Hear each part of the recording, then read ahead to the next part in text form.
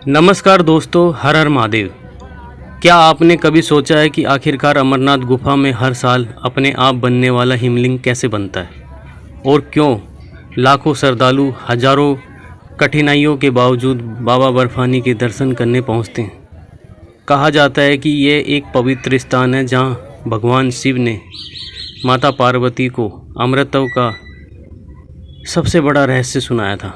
भगवान शिव नहीं चाहते थे कि ये रहस्य को कोई और सुने, इसलिए उन्होंने अमरनाथ गुफा तक पहुंचने से पहले अपने सभी साथियों को अलग अलग स्थानों पर छोड़ दिया। मान्यता है कि पहलगांव में नंदी को छोड़ा गया, चंदनबाड़ी में चंद्रमा को और शेषनाग में सर्पों को, महागुणेश टॉप पर्वत पर पुत्र गणेश जी को और पंचतरणी में 5 तत्वों को परित्याग किया। इसके बाद भगवान शिव और माता पार्वती अमरनाथ गुफा में पहुँचे। गुफा के अंदर भगवान शिव ने माता पार्वती को जीवन और मृत्यु का रहस्य बताया, जिसे अमरनाथ कथा कहा जाता है। लेकिन एक और भी रहस्य जुड़ा हुआ है। कहा जाता है कि उस समय गुफा में 2 कबूतरों के अंडे मौजूद थे। उन्होंने भी ये अमर कथा सुन ली और अमर हो गए। आज भी कई श्रद्धालु गुफा के आसपास कबूतरों का जोड़ा देखने का दावा करते हैं। अब बात करते हैं हिमलिंग की। हर साल गुफा के अंदर प्राकृतिक रूप से बर्फ़ का शिवलिंग बनता है। श्रद्धालु इसे बाबा बर्फानी का चमत्कार मानते हैं। यह हिमलिंग चंद्रमा के घटने बढ़ने के साथ छोटा बड़ा होता दिखाई देता है, जो लोग आस्था की ओर भी मजबूत बनाता है।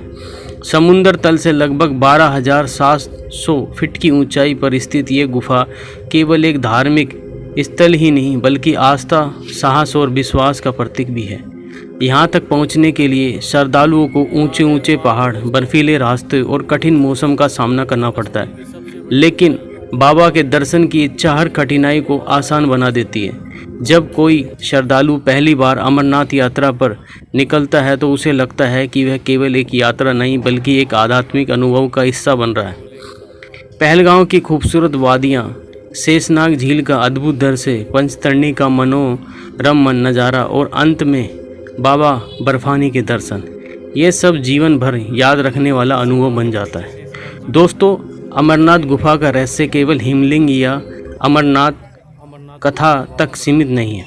इसका सबसे बड़ा रहस्य श्रद्धा और विश्वास है, क्योंकि करोड़ों लोगों का मानना है कि जब तक बाबा का बुलावा नहीं आता तब तक कोई भी अमरनाथ के दर्शन नहीं कर सकता। तो अगर आप भी कभी अमरनाथ यात्रा पर जाएं तो सिर्फ एक ये पर्यटक बनकर नहीं बल्कि श्रद्धा और भक्ति के साथ जाइए। शायद वहीं आपको उस दिव्य शक्ति का अनुभव हो जाए जिन शब्दों में मैं बयान नहीं कर सकता। हर हर महादेव, जय भोलेनाथ, बम बम बोले, जय शिव शंकर, जय अविनाशी, जय कैलाशी, शंकर शंभु, हरे हरे।